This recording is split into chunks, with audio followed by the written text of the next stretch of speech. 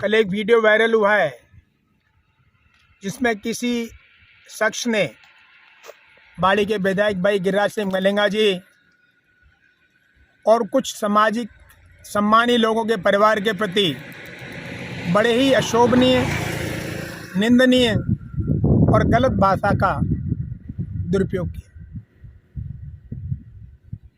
बहुत सी ऐसी बातें कहीं जिनको सुन के सभी समाज को बड़ी तकलीफ हुई होगी। मैं मानता हूं कि राजनीतिक मतभेद होते हैं, व्यापारिक मतभेद होते हैं, लेकिन प्रतिरोध जब इंसान करता है तो सामाजिक मर्यादा के ध्यान रख के करता है।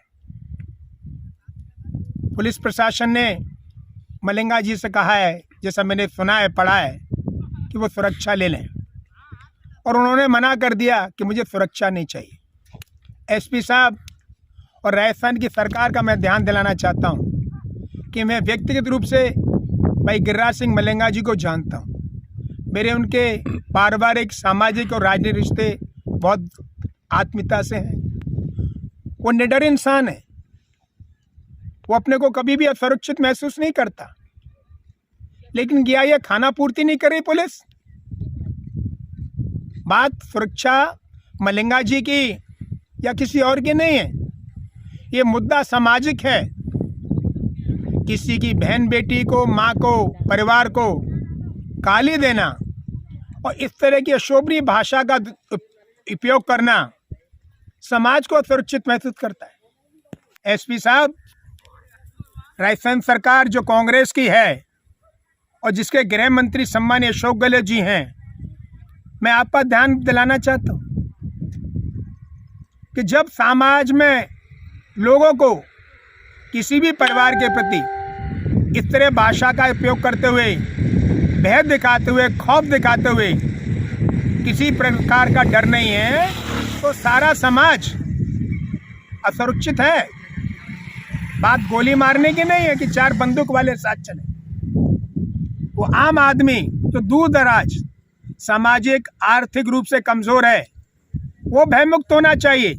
और ये तब होगा तब पुलिस प्रशासन, शासन इस तरह का वातावरण करेगा कि भयमुक्त होगा।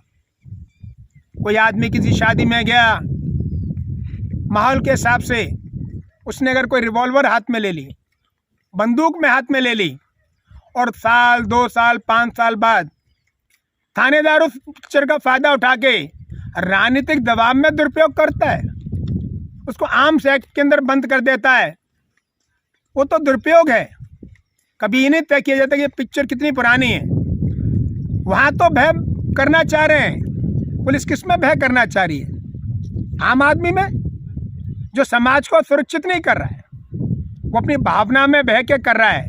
लेकिन यहाँ जो हो रहा है वो निंदनीय है। मैं अपनी टीम के साथ अपनी रूप से इसकी भर्त्सना करता हूँ और ये लड़ाई पूरे समाज की है। सभी समाज को, सभी राजनीतिक दलों को एक होके इसकी भर्त्सना करना चाहिए। और जब तक राजनीतिक दल एक नहीं हो पाएंगे, समाज सुरक्षित नहीं होगा। जेसिका लाल का मर्डर हुआ या दिल्ली में निर्भया का हुआ, कानूनन रूप से लड़ाई उनके परिवार ने लड़ी, लेकिन लड़ाई जब तक नहीं जीती जाती जब तक समाज एक नहीं हो। और उन दोनों के साथ जब ऐसा काम हुआ, पूरे भारत देश का समाज एक मत होकर सड़क पे आया, तब न्याय मिला। मैं अपनी तरफ से सभी राजनीतिक दलों से, चाहे उनमें आपस में कितने भी मतभेद हों, जिला धौलपुर में राजस्थान सरकार को कहना चाहता हूं कि आम सुरक्षा दो, आम आदमी को भयमुक्त करो। और जब तक नहीं हो पाएगा, जब तक पुलिस से गुंडे, बदमाशों के मन में डर नहीं होगा, भय नहीं होगा।